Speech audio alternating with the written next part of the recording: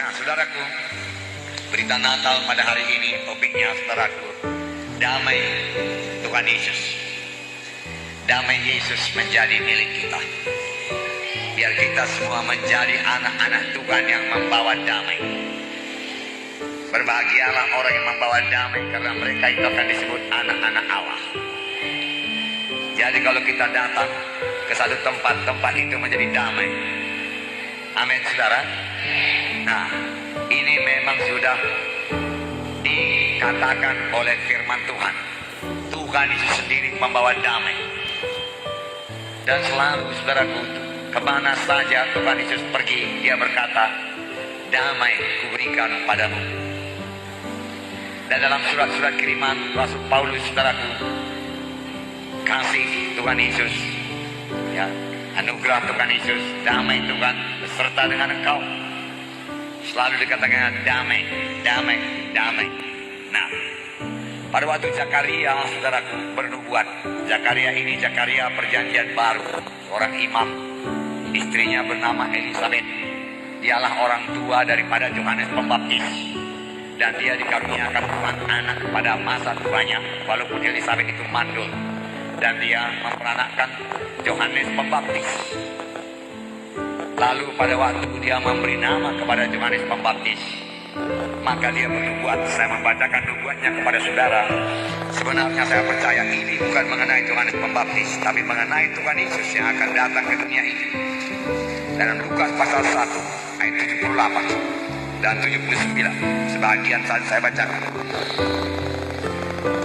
Oleh rahmat dan belas kasihan dari Allah kita, dengan mana ia akan melawat kita surga pagi dari tempat yang tinggi, untuk menyinari mereka yang diam dalam kegelapan dan dalam naungan maut, untuk mengarahkan kaki kita kepada jalan damai sejahtera. Yesus akan memimpin kita dan menyinari kita dengan surga pagi yang memberikan damai sejahtera kepada kita, bahkan mengarahkan kaki kita, yang berarti memimpin kita kepada jalan damai sejahtera. Jalan damai sejahtera. Damai sejahtera kutinggalkan padamu, Tuhan berkata waktu dia mau naik ke sorga. Damai sejahtera. Tuhan suka kita memiliki damai sejahtera. Tuhan suka kita hidup dalam damai, tidak khawatir, tidak takut, tidak was-was. Dan damai itu sungguh-sungguh menguasai kita. Ya, kemana saja kita bergerak, saudara, orang merasakan damai itu, saudara. Orang melihat damai itu, saudara. Dalam kita, saudara. Orang melihat damai itu dalam kita. Nah, saudara, damai memang tema khotbah yang utama dari Tuhan Yesus. Kisah 10 ayat 36. Ini kesaksian Petrus. Apakah kesaksian Petrus mengenai Tuhan Yesus? Kisah 10 ayat 36. Saya membacakan kepada saudara. Itulah firman yang ia suruh sampaikan kepada orang-orang Israel. Itulah firman yang Yesus suruh sampaikan kepada orang-orang Israel. Yaitu firman yang memberitakan damai sejahtera oleh Yesus Kristus, yang adalah Tuhan bagi semua orang. Kamu tahu tentang segala sesuatu yang terjadi di seluruh tanah Judea, mulai dari Galilea hingga baptisan yang diberitakan oleh Yohanes, yaitu tentang Yesus dari Nazaret, bagaimana Allah mengurapi dia dengan Roh Kudus dan kuat kuasa. Dia yang berjalan berkeliling sambil berbuat baik dan menyembuhkan semua yang dikuasai itu, sebab Allah menyertai dia. Inilah firman yang dia suruh sampaikan kepada orang-orang Israel, yaitu firman yang memberitakan damai sejahtera. Bukan hanya berita damai sejahtera, tetapi perbuatan Yesus membawa damai sejahtera. Khotbah Tuhan Yesus temanya damai sejahtera. Pelayanan Tuhan Yesus membawa damai sejahtera. Mengapa?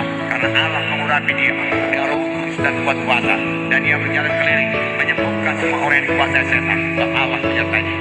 Menyembuhkan semua yang sakit, sehingga orang sakit itu beroleh damai.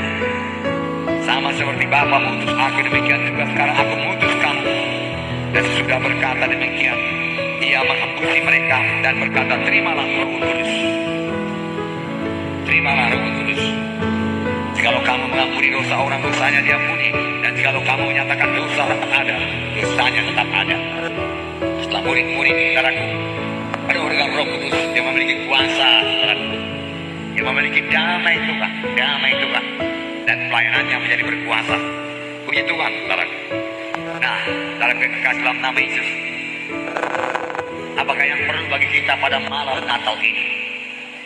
Saudara, biarlah damai malam Natal, damai hari Natal memenuhkan kita semua, sehingga kita menjadi pembawa damai. Bukan hanya pada hari ini, besok, tetapi seterusnya dalam sepanjang hidup kita, kita menjadi pembawa damai. Haleluya. Hal tersebut sama juga dengan saudara. Di dalam saudara juga ada Tuhan Yesus. Itulah sebabnya saudara mewarisi hidup yang kekal. Seperti ayat yang sering kita baca dalam kebaktian Natal. Barang siapa yang memiliki Yesus, dia memiliki hidup yang kekal. Barang siapa tidak memiliki Yesus, tidak memiliki hidup yang kekal. Saudara, Yesus dalam saudara, amin. Yesus Raja damai dalam saudara, amin. Oleh sebab itu setiap saudara bisa membawa damai, amin. Semua kita jadi pembawa damai. Ada Roh Kudus yang sama yang memenuhkan di saudara, Roh Kudus yang memenuhkan saya, Roh Kudus memenuhkan saudara. Karena hidupku ini bukannya aku lagi, tapi hidup dalam aku. Setiap anak Tuhan yang telah menerima sebagai Tuhan dan Juru Selamatnya dapat berkata demikian. Yesus Kristus dalam saudara, amin. Yesus Kristus mengasihi saudara, dan dia akan menyangkupkan saudara menjadi pembawa damai. Jadi pembawa damai ini berarti, saudara, segala pertengkaran yang memang kalau dahulu anak Tuhan suka bertengkar berubah menjadi damai, amin.